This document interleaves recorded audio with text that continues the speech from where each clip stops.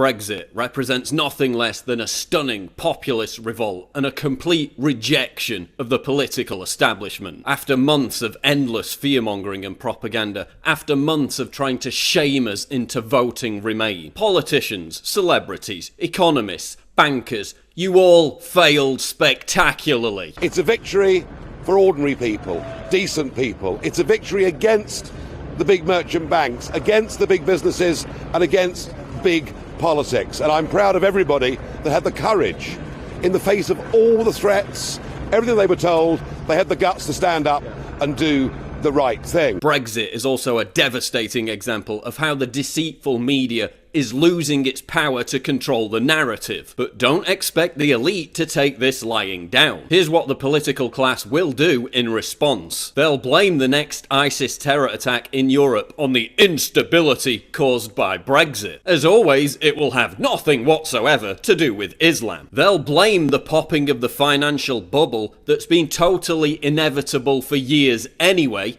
on Brexit. They'll then try to offer Britain a new deal to stay in the EU, or they'll just make us vote again in another referendum until they get the result they want, like they did in France, Ireland and the Netherlands. These people are snakes.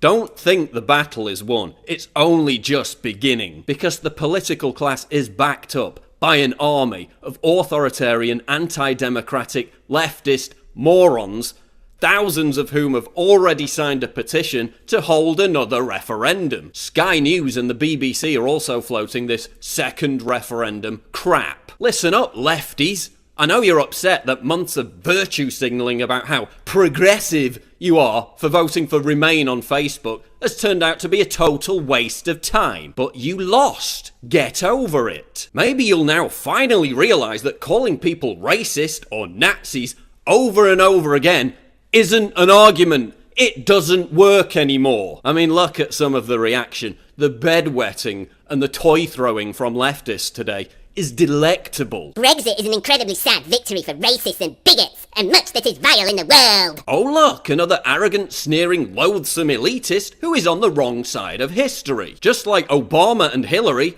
are on the wrong side of history. Today is like waking up to find out the Nazis won the Second World War. Yeah, that's not an overreaction at all, is it? I'm scared. Jokes aside, I'm actually scared. Today an older generation has voted to ruin the future for the younger generation. I'm scared! Oh, you mean the same older generation whose fathers fought and died to make sure you wouldn't be ruled from Germany in the first place? The fact older generations have reaped the benefits and pulled the EU from my generation? Furious! My generation wanted in. It's our time. Right, because youth unemployment in EU countries is really low, isn't it? Good to see we'll be staying in the EU. If I wake up to Nigel Farage's smiling face, I'll kill myself.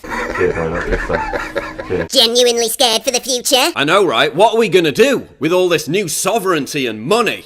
It's terrifying! But Brexit is about more than just getting out of the EU. It's about reclaiming some genuine sense of patriotism after decades of being told that we're a country whose glory days are long gone. A country that should constantly apologise for its colonial history. Constantly being derided as small-minded little Englanders. Constantly being lectured that we're racist, merely for expressing concern about mass immigration. This is a rejection of the politics of fear, the politics of grief. This is a new morning for Great Britain. This is the dawn of a populist uprising. This is a catalyst for the rest of Europe to throw off the shackles of the EU. Let's not allow the political class and the authoritarian left to hijack what we've all worked so hard to achieve. Brexit is a crushing victory for the people against the establishment.